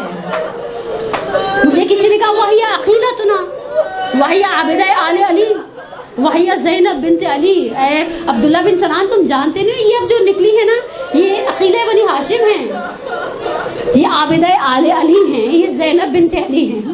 دیکھا کس شان سے رخصت ہوئی ہے. آپ نے عبداللہ بن سنان کوفی کا جملہ سنا، میں نے کتاب کو سمیٹ دیا صرف آخر کے جملے. 11 محرم کو حمید ابن مسلم ازدی کا بھی جملہ سنتی جائیے. کہا جب بیواؤں کو سوار کرا دیا، ماں کی کنیز فضا کو بھی سوار کرا دیا، اب حسین کی بہن ترائی کی جانب چلی گئی. حمید ابن مسلم آپ سب جانتے ہیں، وہ مؤرخ ہے کربلا کے واقعے کا. وہ سپاہی نہیں ہے، عمر سعد کا، کہا میں نے سنا تھا زینب بیٹوں کے ساتھ آئی ہے، مجھے اس چیز کا احساس تھا یہ بیٹوں کو آواز دے گی اور محمد اب ماں سوار ہونا چاہتی ہوں، لیکن میں نے دیکھا علی کی بیٹی کے لب ہلے، صرف ایک آواز زیر لب تھی، یا اخی ابو الفضل عباس، عباس کہاں ہو کہ زینب سوار ہونا چاہتی ہے۔ میں بی بی سے پوچھوں، بس میرا آخری جملہ، میں بی بی سے پہلا سوال کروں، بی بی سخت وقت کہاں تھا ہم طے نہیں کر پائے؟ وہ وقت سخت تھا جب 5 سال کے سن میں رات کی تاریکی میں ماں کا جنازہ اٹھا، جب آپ بابا کے اور دروازے کے درمیان آ کر کھڑی ہو گئی اور آپ نے کہا بابا ماں کے بغیر کس طرح سے رہیں گے؟ ہماری ایک استاد ایک جملہ پڑھا کرتی تھی، میں نے آج تک تاریخ میں یہ جملہ نہیں پڑھا، لیکن اور مجھے یہ بھی نہیں معلوم کہ ہماری وہ استاد زندہ ہیں یا خدا اگر دنیا سے جا چکے ہیں تو خدا ان کی کبیرہ صغیرہ گناہوں کو انشاءاللہ معاف کرے۔ وہ کہا کرتی تھی جناب زینب کو آخری وقت میں جناب سیدہ نے کہا تھا بہنیں چھوٹی ہوں یا بڑی بھائیوں کے لیے ماں ہوا کرتی ہیں، دیکھو زینب میرے حسین کو تنہا نہیں چھوڑنا۔ اور ہم ہمیشہ کہتے ہیں نا زینب نے بھائی پر قربان کر دیے پسر، نہیں، زینب کی قربانی امام وقت کے حوالے سے تھی، زینب کو احساس تھا، زینب کی معرفت کا وہ مقام تھا، لیکن جب امام صادق کہہ رہے ہیں صبر کا پہاڑ ہے، دیکھیں صابر نہیں کہا، صبورہ نہیں کہا، صبر کا پہاڑ کہا۔ میں بیوی سے پوچھوں بیوی وہ رات کس طرح سے گزاری ہوگی جب صحن خانہ میں چھوٹی بہن اور 2 بھائیوں کے ساتھ تھی اور بابا ماں کے جنازے کے بعد بقیع میں جا کر قبروں کے نشان بنا رہے تھے، یا اس سے زیادہ سخت وہ رات تھی جب نصف شب میں بابا نے جام شہادت نوش کیا، لیکن میرا دل یہ کہتا ہے یقینی سی بات ہے، دیکھیں کچھ جملے محتاج نہ تاریخ کے ہیں، نہ مقتل کے ہیں، نہ مورخ کے ہیں، یہ چیزیں انڈرسٹوڈ ہوتی ہیں جب بابا کو دفنا کر بھائی پلٹے ہوں گے تو بھائیوں نے سر پر ہاتھ ضرور رکھا ہوگا اور کہا ہوگا زینب ابھی ہم ہیں نا۔ یہ شاید اس سے زیادہ مصیبت اس وقت آئی ہو جب صحن میں پڑے ہوئے جنازے میں سے تابوت میں سے تیر نکالنے کی بات آئی، لیکن بیوی ایک بات ہم سب جانتے ہیں، یہ وہی جملہ ہے جو امام حسن کی زبان سے نکلا شب 28 صفر، جب امام حسین نے آپ کو دیکھ کر گریہ کرنا شروع کیا اور کہا بھیا آپ کے بعد زندگی کیسے گزرے گی؟ کہا لا یوم کا یوم کا یا ابا عبداللہ، حسین تمہارے دن جیسا کوئی دن نہیں ہے۔ شاید مجھے نہیں معلوم، ہمارے بعض بڑے منابر نے، مرحوم شاہ حیدر جوادی نے پڑھا اور بعض بزرگواروں نے پڑھا کہ شام غریبہ کی تاریکی میں بابا آئے تھے اور کہا تھا تم تھوڑی دیر کے لیے آرام کرو، میں پہرے پر ہوں۔ مجھے نہیں معلوم، میں نے آج تک اس روایت کی سند نہیں دیکھی، لیکن مجھے نہیں معلوم وہ رات شب 11 محرم کیسے گزاری تھی۔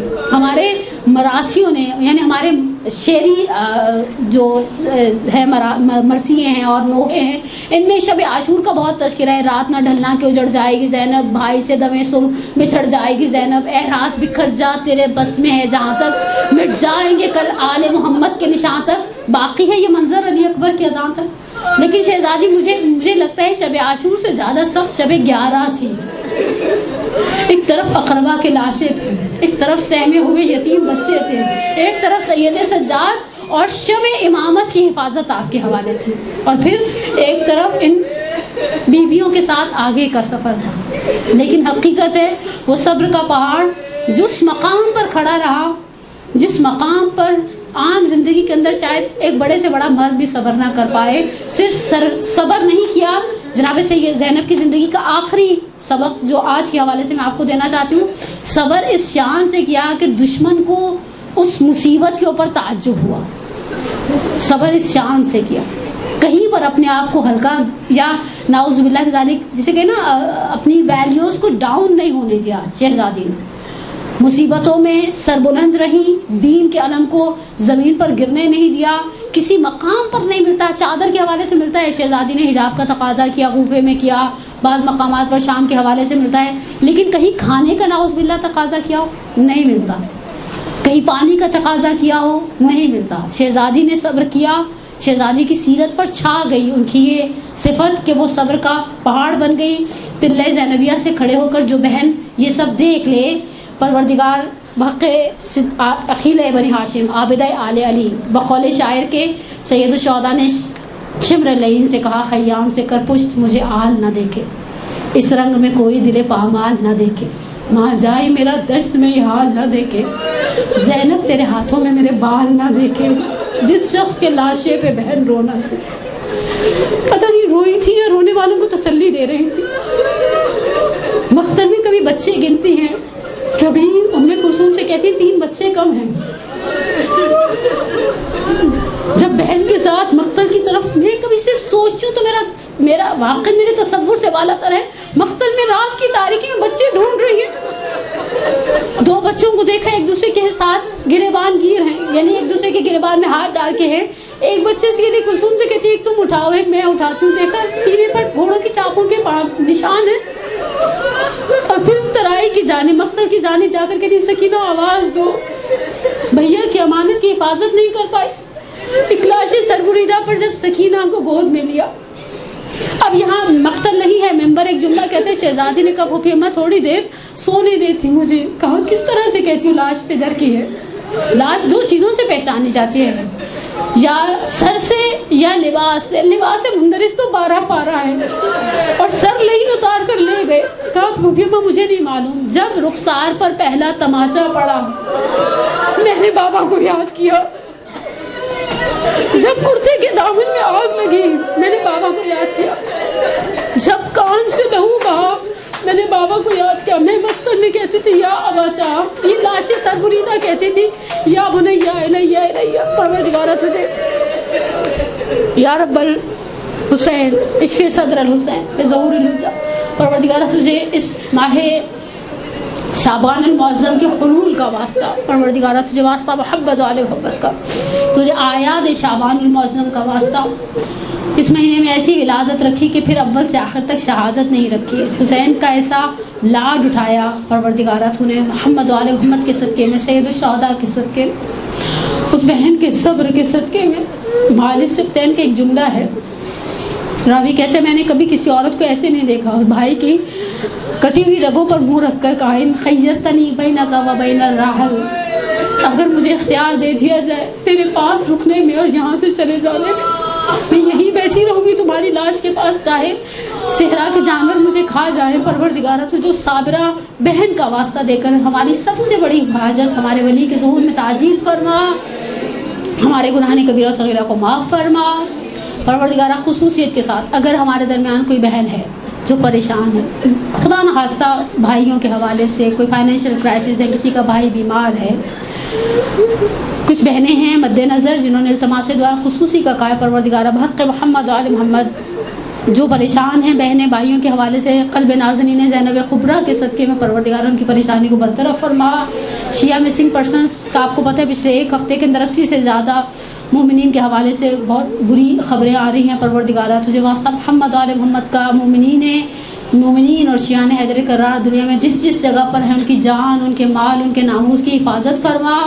پروردگارہ تجھے صدیقہ کبریٰ کی اس لاڈلی کا واسطہ، بی آج آپ کو خدا نے پہلی بیٹی دی، بیٹیاں تو ویسے ہی اماں ابا کے جنازے کی ذرا رونق ہوا کرتی ہیں، آپ کو آپ کی بیٹی کا واسطہ دے کر ہم دعا کرتے ہیں۔ ہماری اچھا کتنی بخیل دعائیں مانگتے ہیں نا، مجھے کسی نے صبح کہا آپ دعا کریں خدا بیٹیوں کے مقدر یاور کرے، میں نے کہا کیوں، بیٹوں کا دکھ سکون سے سونے دیتا ہے ماؤں کو، کیوں ناقص دعائیں مانگتے ہیں ہم نے عادت بنا لی آدھی دعائیں مانگنے کی، اور پھر جب وہ پوری ہو جاتی ہیں تو ہم کہتے ہیں اللہ نے تو نے سنی کیوں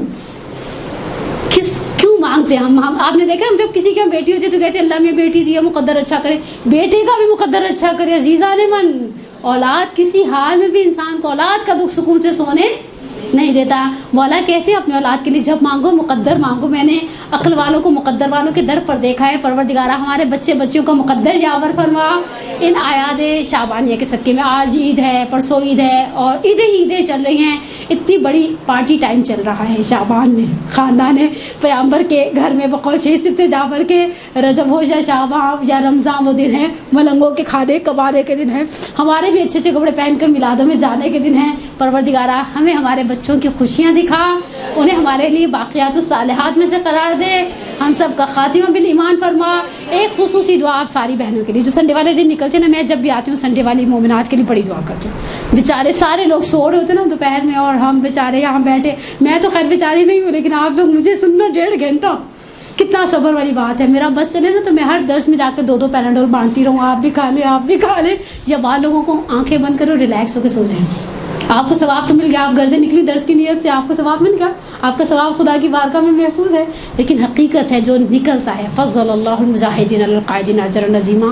پروردگار انشاءاللہ آپ کے آنے کو, بیٹھنے کو, پڑھنے کو, سننے کو قبول فرمائے, آپ کو دنیا اور آخرت کی بہترین نعمتوں سے مالا مال فرمائے, اور جناب زینب سلام اللہ علیہ کے صدقے میں ہم سب کو دنیا میں سید الشہداء کی زیارت اور آخرت میں ان کی شفاعت سے بہرامند فرمائے. اپنی صحت, سلامتی, اپنی پریشانیوں کے دور ہونے کے لیے اور اپنی حاجات کی قبولیت کے لیے صلوات پڑھے محمد و آل محمد پر.